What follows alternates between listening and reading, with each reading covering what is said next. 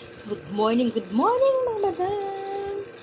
Gumawa po ako ng langis na may avocado.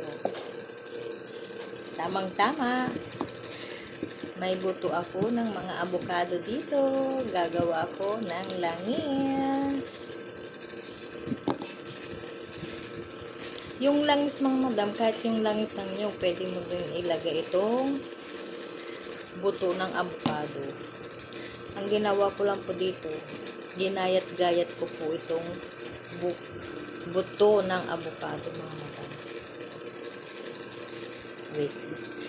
Gagayatin ko ito, mga buto ng avocado at ilalagay ko doon sa langis ng nyo. Pwede din po yun mga madam pampahid-pahid dahil napag-alaman ko doon sa isang vlogger mga madam na maganda daw po itong buto ng avocado para ipahid mo sa mga masakit-sakit na kasukasuan mo at sa mga may mga gout-gout dyan mga madam. Maganda po itong buto ng avocado. At papakita ko sa inyo yung ginawa kong buto ng avocado. Wait lang mga madam.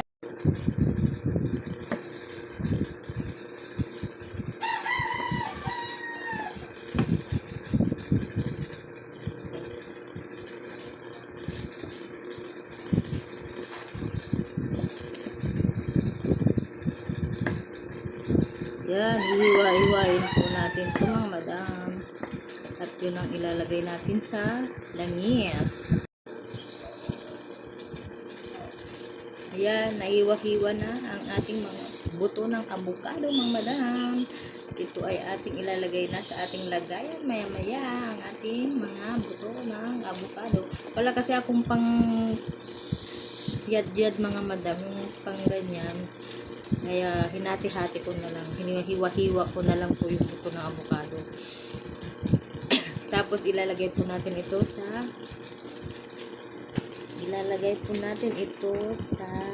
langis. Ibababad po natin sa langis mga madam. Ito na yung mga hinihiwa-hiwa ko mga buto ng avocado mga madam. At yun na ilalagay ko na dito.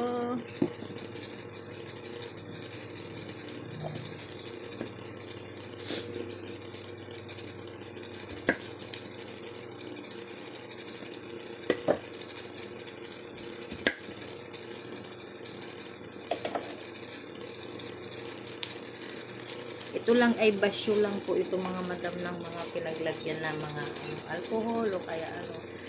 Nilagyan ko lang siya ng langis. Lalagay natin ito mga madam. Ayan.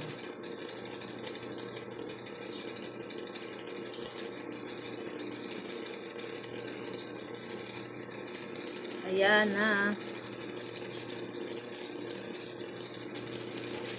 Ayan. Ayan po yung langis ng mga madam. Ibababad lang po natin itong mga buto ng avocado.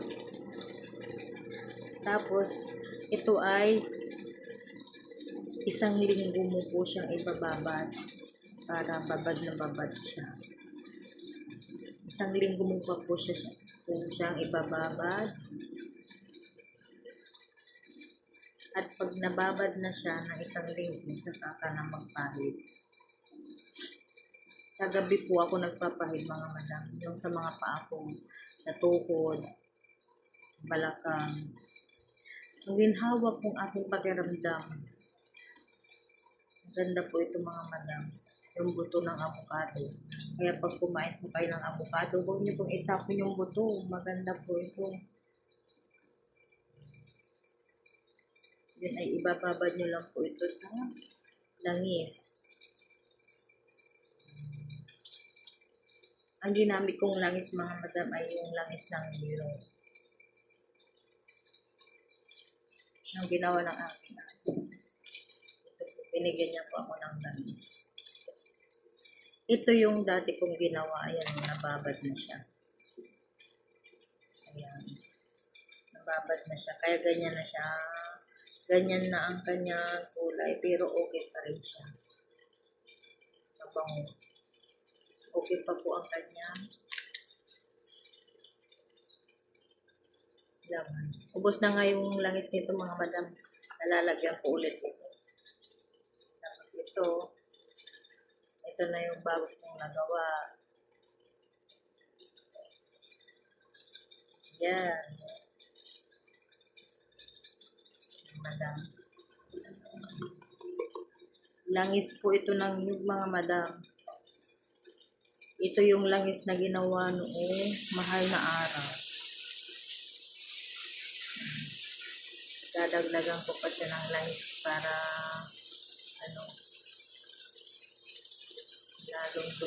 lalong pumasas yung kunti na lang na ito, wala na po, kunti na lang po ito.